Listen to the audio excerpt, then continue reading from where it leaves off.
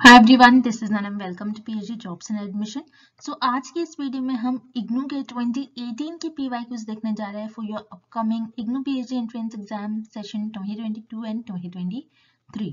ठीक है, तो जैसे कि आप सभी को पता है, जो इग्नू के 2018 की पीवाईक्यूज है रिसर्च मेथोडोलॉजी के, वो आज के इस सेशन में हम देखने जा रहे हैं। प्रीवियस सारे सेशंस में हमने 2020 के प्रीवियस ईयर क्वेश्चंस देख लिए, 2019 के कुछ मैंने आपको क्वेश्चंस करवाई हूँ, तो 2018 2019 ऐसे साइमल्टेनियसली हम सारे पेपर सॉल्व करते जाएंगे। ठीक है, और आपके जो भी डाउट्स है आप मुझे कमेंट सेक्शन में पूछ सकते हो। उसी के साथ साथ जैसा कि आप सभी को पता है, 8 जनवरी के दिन आपका एग्जामिनेशन कंडक्ट करवाया जा रहा है, जिसके लिए अगर आज से आप डेट्स और डे काउंट करोगे, जैसे आज से अगर आप डेज काउंट करते हो तो एग्जैक्टली आपके पास 10 डेज रिमेनिंग है एग्जामिनेशन के लिए। तो इन 10 डेज में भी आप अच्छी तरीके से प्रिपरेशंस कर सकते हो थ्रू आवर कोर्स। तो हमारा जो पैकेज है वो अकॉर्डिंगली 10 डेज के लिए काफी हम आपको बताते हैं कि किस तरीके से विद इन 10 डेज में आपको प्रिपरेशंस आपकी करना है, और विद इन 10 डेज में आप किस तरीके से आपकी प्रिपरेशंस कर सकते हो। अगर आप प्रीवियस ईयर क्वेश्चन सॉल्व करते हो तो प्रीवियस ईयर क्वेश्चन से ही आपको कई सारे क्वेश्चंस रिपीटेड होते हैं। 20 to 22 क्वेश्चंस आपके रिपीटेड क्वेश्चंस होते हैं, या फिर उन कॉन्सेप्ट पर बेस्ड आपके क्वेश्चंस होते हैं। और रिमेनिंग जैसे कि मैंने आपसे बताया, हमारे सेशंस में, हमारे पैकेज में जो हमारा कोर्स होता है और हमारे मॉक टेस्ट में जो क्वेश्चंस होते हैं, वहां से आपको क्वेश्चंस आने के ज्यादा चांसेस होते हैं। ये हमारा 100% गारंटीड कोर्स है, क्योंकि प्रीवियस ईयर्स भी काफी स्टूडेंट्स का फीडबैक है कि हमारी कोर्स से उनको डायरेक्टली एग्जामिनेशन में क्वेश्चंस पूछे गए थे। तो जैसे कि आप स्क्रीन पर देख सकते हो, कॉन्टैक्ट नंबर आपको नजर आ रहा है, आप व्हाट्सएप के थ्रू हमें इस नंबर पर कॉन्टैक्ट कर सकते हो। सो हरी अप स्टूडेंट्स, अच्छी अपॉर्चुनिटी है आपके पास, जल्द से जल्द आपको कांटेक्ट करना है और 10 डेज में आपको इस एग्जामिनेशन को क्रैक करना ही है। तो चलिए ज्यादा टाइम वेस्ट नहीं करते हुए आज के हम इस सेशन को स्टार्ट करते हैं। So let's begin with today's lecture. So MCQ से स्टार्ट करने से पहले मैं आपको बता दूं कि डीयू यूनिवर्सिटी के पीएचडी एंट्रेंस एग्जामिनेशन में टोटल आपको 50 एमसीक्यूज पूछा जाता है। 50 एमसीक्यूज जो होता है आपको, उसमें एक क्वेश्चन जो होता है, एक एमसीक्यूज जो होता है 4 मार्क के लिए होता है। तो उस तरीके से आपका टोटल पेपर 200 मार्क्स का होता है, जिसमें 100 मार्क्स आपका रिसर्च मेथोडोलॉजी पर बेस्ड होता है और रिमेनिंग 100 आपका सब्जेक्ट स्पेसिफिक होता है। तो 100 मार्क्स फॉर रिसर्च मेथोडोलॉजी आपको पूछा जाएगा। सो रिसर्च मेथोडोलॉजी के लिए मैं आपको बता दूं, यहाँ पर हम आपको कंप्लीट कोर्स प्रोवाइड कर रहे हैं, और आपको एग्जामिनेशन में भी सिर्फ एग्जामिनेशन को क्वालिफाई करने के लिए मिनिमम 100 मार्क्स आपको एग्जामिनेशन में लेकर आना ही है।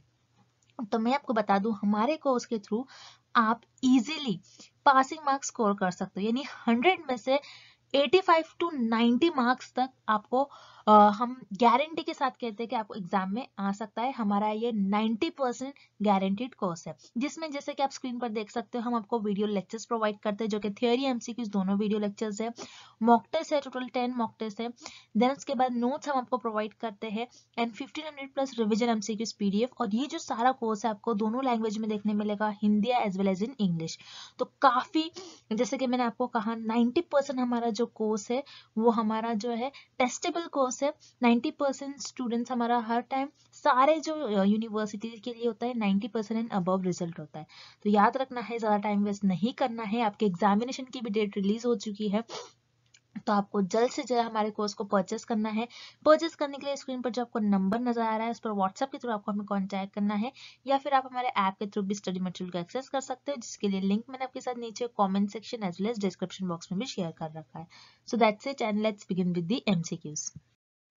First question, which of the following is an example of a discrete variable. इस क्वेश्चन में हमें फाइंड आउट करना है कि डिस्क्रीट वेरिएबल का एग्जांपल हमें किस ऑप्शन में गिवन है। अब आपको पता होना चाहिए कि डिस्क्रीट वेरिएबल होता क्या है। सो रिमेंबर, रिसर्च में वेरिएबल के दो टाइप्स होते हैं, एक होता है कंटीन्यूअस वेरिएबल और सेकेंड होता है आपका डिस्क्रीट वेरिएबल। अब कंटीन्यूअस वेरिएबल क्या होता है, जिसमें सारी वैल्यूज पॉसिबल हो, जैसे 1, 2, 2.1, 3.1, 3.4, 4, 4.5, ये सारी वैल्यूज पॉसिबल हो, उसे हम कहते हैं वो वेरिएबल आपका कंटीन्यूअस वेरिएबल होगा। अब डिस्क्रीट वेरिएबल क्या होगा, जिसमें कुछ स्पेसिफिक वैल्यूज पॉसिबल हो, जैसे 1, 2, 3, 4, इसमें डिस्क्रीट वेरिएबल में आपके पॉइंट्स में जो वैल्यूज आते हैं वो पॉसिबल नहीं हो सकते। जैसे 1 और 2 के बीच में जो सारी वैल्यूज लाई करेगी ये डिस्क्रीट वेरिएबल में पॉसिबल नहीं होंगे। जो पॉइंट्स में वैल्यू आते हैं वो डिस्क्रीट वेरिएबल में पॉसिबल नहीं होते हैं, तो उसे हम कहते हैं डिस्क्रीट। और कंटिन्यूअस में आपके सारे वैल्यूज पॉसिबल होंगे, जैसे जो पॉइंट्स में है वो भी इंक्लूडेड होंगे, उसे हम कहेंगे वो वेरिएबल कंटिन्यूअस है। अब हमें इस क्वेश्चन में फाइंड आउट करना है कि कौन से ऑप्शन में आपको डिस्क्रीट वेरिएबल का एग्जांपल गिवन है। तो वन बाय वन हम ऑप्शंस देखेंगे। पहले हम ऑप्शन सी देखेंगे। Weight of students in class. एक क्लास है, उसमें स्टूडेंट्स का आप वेट देख रहे हो कि कितना वेट है स्टूडेंट्स का। तो वेट कैसा हो सकता है, जैसे मान लो 30, 30.5, ओके, 30.2, ऐसा वेट हो सकता है जिसमें पॉइंट्स में भी वैल्यूज पॉसिबल हो। सो ये आपका कंटिन्यूअस वेरिएबल का एग्जांपल हो जाएगा, not discrete variable. That's why आपका ऑप्शन सी इनकरेक्ट हो जाएगा। Then option B, height of students in class. Class में एक क्लास है, उसमें स्टूडेंट्स की आप हाइट मेजर कर रहे हो।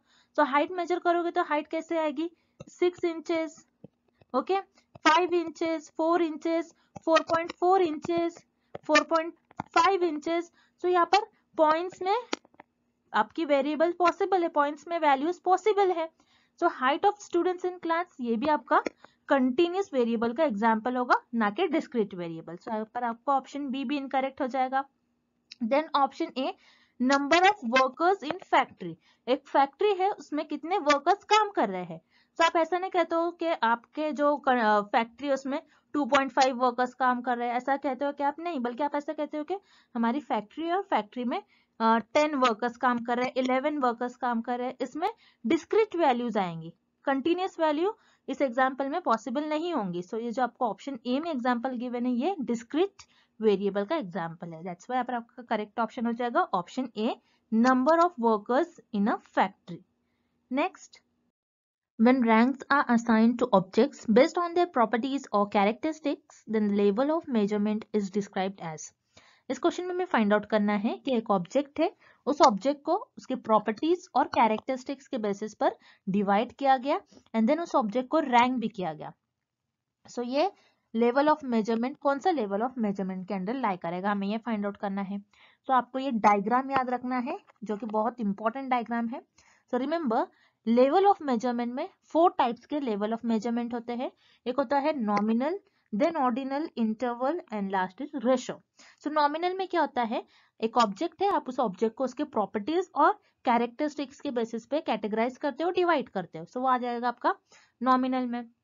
देन ऑर्डिनल में क्या होता है, आप उस ऑब्जेक्ट के उनके कैरेक्टरिस्टिक्स और प्रॉपर्टीज के बेसिस पर उस ऑब्जेक्ट को डिवाइड करते हो, देन रैंक भी करते हो। सो वो आ जाएगा आपका ऑर्डिनल में। देन इंटरवल में क्या होता है, ऑर्डिनल के सारे कैरेक्टरिस्टिक्स आएंगे, लेकिन इंटरवल जैसा नेम में ही मीनिंग है इंटरवल। इंटरवल मीन्स एक आप पर्टिकुलर इंटरवल पर चीजों को अरेंज करते हैं, नंबर्स को अरेंज करते हैं। एंड इंटरवल में आपको एक बात याद रखनी है कि इंटरवल में जीरो का कोई मीनिंग नहीं होता है। देन लास्ट है आपका ratio. Ratio scale of measurement में क्या होता है, इंटरवल के सारे कैरेक्टरिस्टिक्स आते हैं, बट रेशो में क्या होता है, जीरो का मीनिंग होता है। सो ये हो गए आपके बेसिक डिफरेंस कि ये आपके 4 लेवल ऑफ मेजरमेंट के मैंने बेसिक डिफरेंस आपको समझा दिया है। और अगर हम हमारे जो नोट्स है उसमें मैंने और डीप में इसको बहुत अच्छे से समझाया है, तो जिसके पास नोट्स है आप उसको रिफर करिए। देन जैसे हम इस क्वेश्चन की तरफ आते हैं। इस क्वेश्चन में आपको पूछ रहा है कि एक ऑब्जेक्ट है, उस ऑब्जेक्ट को आपने उसके कैरेक्टरिस्टिक्स और प्रॉपर्टीज के बेसिस पर डिवाइड किया है, एज वेल एज उसको रैंक भी दिया है।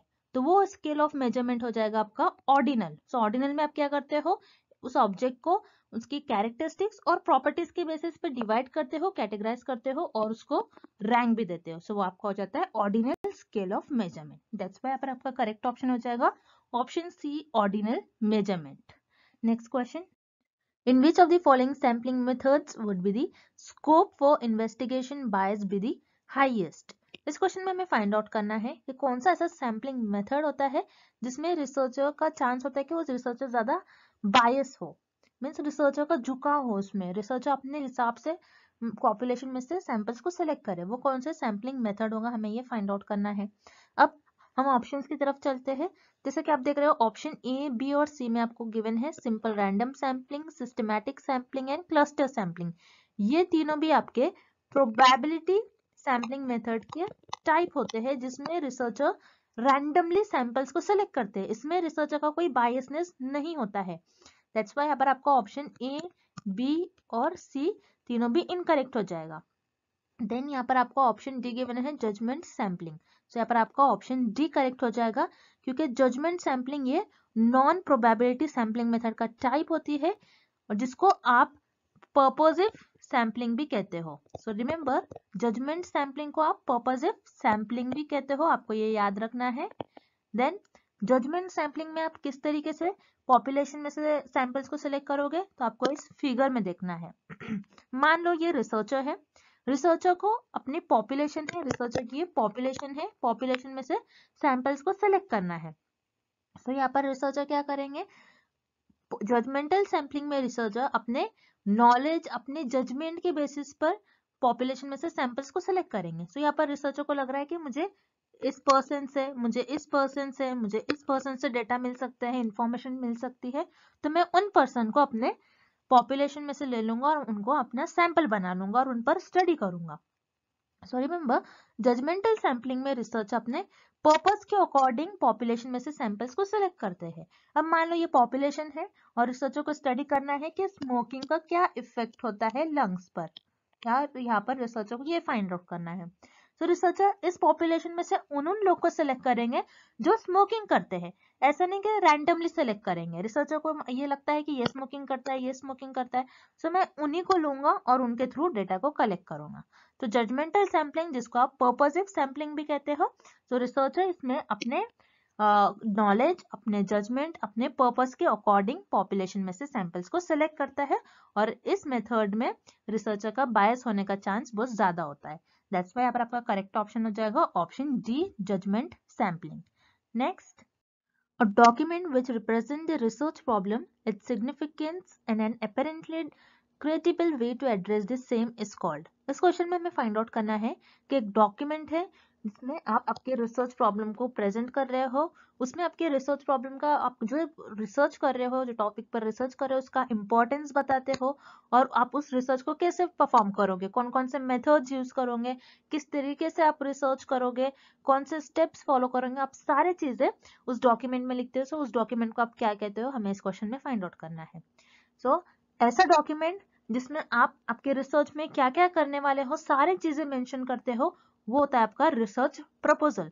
सो रिसर्च प्रपोजल ये 7 to 8 पेजेस का एक डॉक्यूमेंट होता है जिसमें आप ये बताते हो कि मेरी रिसर्च का टॉपिक ये है, इसका इंपॉर्टेंस ये हो सकता है, मैं इस तरीके से अपनी रिसर्च को परफॉर्म करूंगा, ये मेथड्स यूज करूंगा, ये स्टेप्स यूज करूंगा।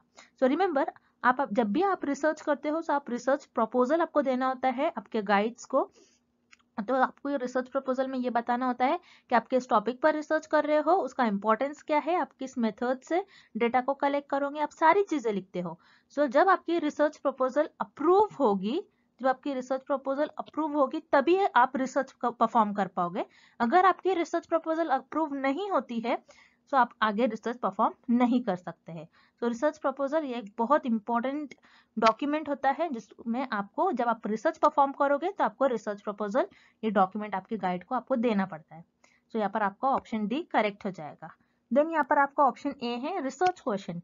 रिसर्च क्वेश्चन ये तो एक रिसर्च का क्वेश्चन होता है, इसको आप डॉक्यूमेंट नहीं कहोगे, एक क्वेश्चन होता है। मान लो आपको यहाँ पर स्टडी करना है, what is the relation between water and plant growth. यहाँ पर आपको रिलेशन देखना है कि वाटर और प्लांट की ग्रोथ के बीच में कैसा रिलेशन है। ये आपका रिसर्च क्वेश्चन हो गया, आपको इस पर्टिकुलर टॉपिक पर रिसर्च करना है, ये आपका रिसर्च का क्वेश्चन हो गया। ये तो कोई डॉक्यूमेंट नहीं होगा, ये एक ही क्वेश्चन है, इसको आप डॉक्यूमेंट नहीं कहोगे। दैट्स व्हाई यहाँ पर आपका ऑप्शन ए इनकरेक्ट हो जाएगा। Then option B, statement of research problem. अगर कोई स्टेटमेंट दे रहा है, स्टेटमेंट 1 और 2 लाइन का स्टेटमेंट होता है, उसे आप डॉक्यूमेंट नहीं कहोगे। दैट्स व्हाई यहाँ पर आपका ऑप्शन बी भी इनकरेक्ट हो जाएगा। देन ऑप्शन से आपको गिवन है रिसर्च ऑब्जेक्टिव्स। तो रिसर्च ऑब्जेक्टिव्स क्या होते हैं, ऑब्जेक्टिव का मतलब क्या होता है, एम और गोल्स। क्या आप रिसर्च क्यों करना चाहते हो, आपका एम क्या है, उससे क्या होगा, ऑब्जेक्टिव क्या है, क्या अगर आप जो रिसर्च कर रहे हो उसके जो रिजल्ट्स आ रहे हैं क्या वो सोसाइटी के लिए बेनिफिशियल हो गए या फिर नहीं। तो रिसर्च ऑब्जेक्टिव्स ये कोई डॉक्यूमेंट नहीं होता है। दैट्स व्हाई यहाँ पर आपका ऑप्शन सी भी इनकरेक्ट हो जाएगा। So here correct option is option D, research proposal. Next, fundamental research is otherwise called. इस क्वेश्चन में हमें फाइंड आउट करना है कि फंडामेंटल रिसर्च को और हम क्या कहते हैं. तो फंडामेंटल रिसर्च होती क्या है, पहले आपको ये पता होना चाहिए.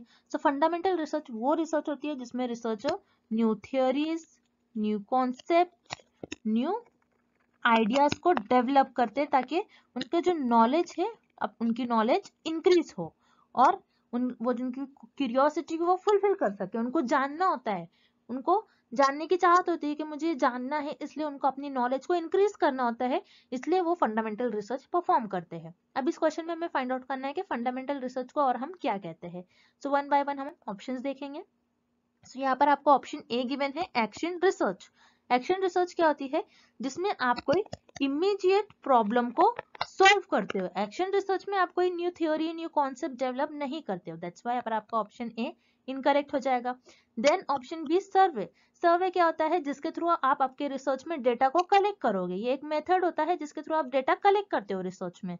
आप इसमें कोई new theories, new concept develop नहीं करते हो. दैट्स व्हाई पर आपका ऑप्शन बी इनकरेक्ट हो जाएगा. Then option C, pilot study. Pilot study क्या होती है, जो आप स्मॉल स्केल पर स्टडी करते हो ये देखने के लिए कि वो सक्सेसफुल होगी या नहीं. सो पायलट स्टडी में आप कोई new theory, new concept develop नहीं करते हो. दैट्स व्हाई यहाँ पर आपका ऑप्शन सी भी इनकरेक्ट हो जाएगा.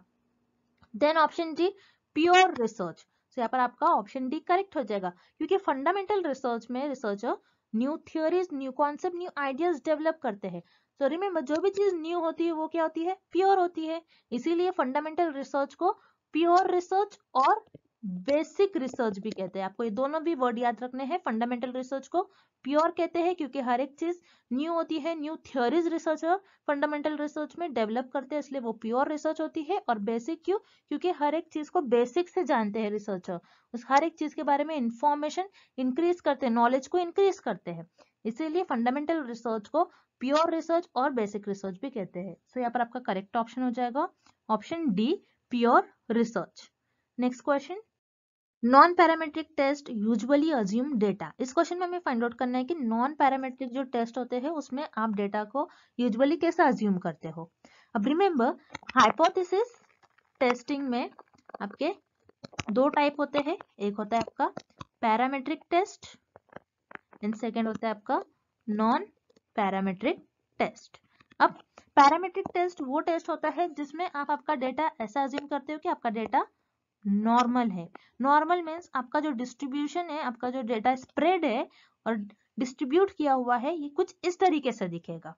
एंड नॉन पैरामेट्रिक टेस्ट वो टेस्ट होते हैं जिसमें आपका जो डेटा है आप उसको नॉर्मल अज्यूम नहीं करते हो, बल्कि आपका जो डेटा होता है वो इस तरीके से डिस्ट्रीब्यूटेड भी नहीं होता है. सो यही डिफरेंस होता है parametric and non parametric test में.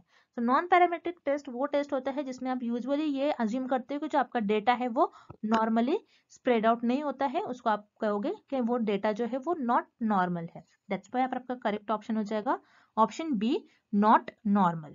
Next, action research means. इस क्वेश्चन में हमें फाइंड आउट करना है कि एक्शन रिसर्च क्या होती है.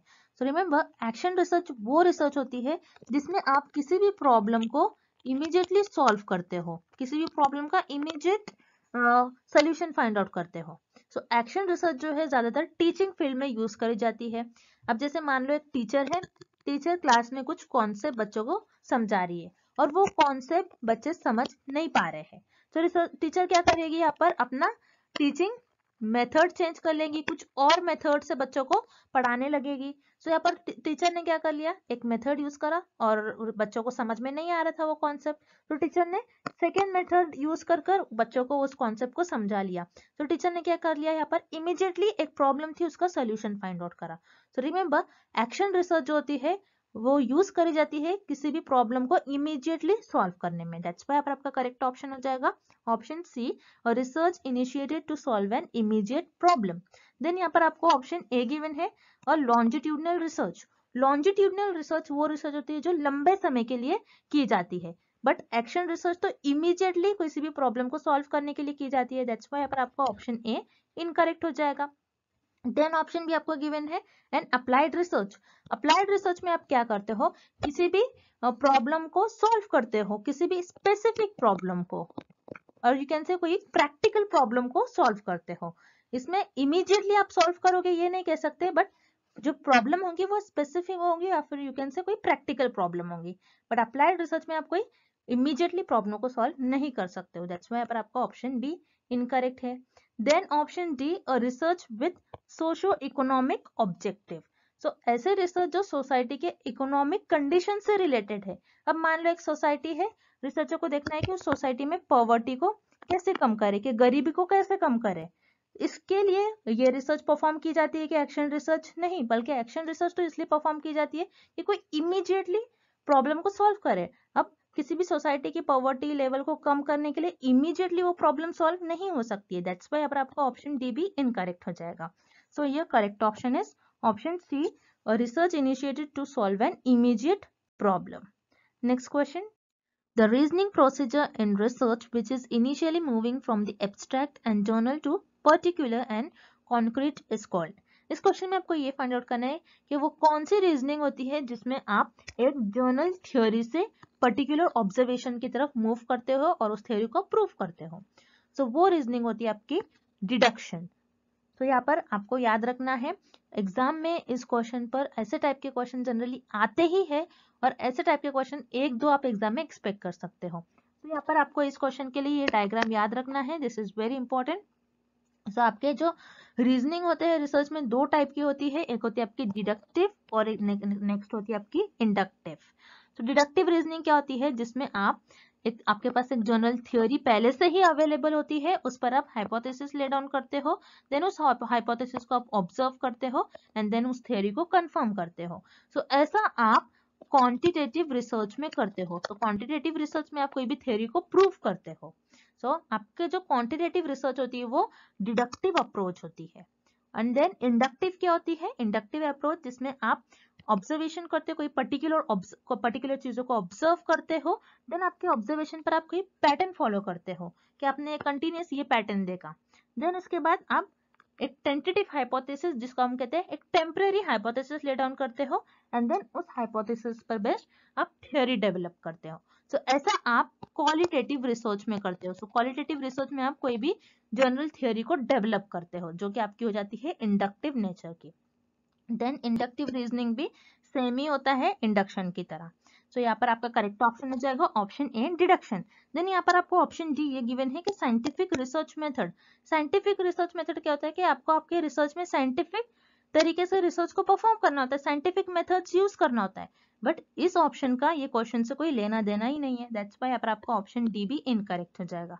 So here correct option is option A deduction, जिसमें आप कोई जर्नल थ्योरी से पर्टिकुलर ऑब्जर्वेशंस पर आते हो और उसके थ्रू आप रिजल्ट को अपने कंफर्म करते हो। सो नेक्स्ट क्वेश्चन, ऑब्जेक्टिव्स इन प्रॉब्लम फॉर्मुलेशन मींस। अब यहाँ पर इस क्वेश्चन में हमें फाइंड आउट करना है कि प्रॉब्लम फॉर्मुलेशन जो होता है उसका ऑब्जेक्टिव क्या होता है। अब आप मान लो आपने रिसर्च में एक प्रॉब्लम फॉर्म कर ली, एक प्रॉब्लम है, आप उस पर स्टडी कर रहे हो। सो आप क्या रिसर्च प्रॉब्लम का जो आप प्रॉब्लम फॉर्मुलेट करते हो, फिर उसके बाद आपका ऑब्जेक्ट क्या होता है, आपका गोल क्या होता है, उस रिसर्च प्रॉब्लम पर आपको क्या करना होता है, वो एक क्वेश्चन होता है, उसको आपको आंसर करना होता है। सो ये सिंपल क्वेश्चन है। दैट्स व्हाई अब आपका करेक्ट ऑप्शन हो जाएगा option A, question to be a answer.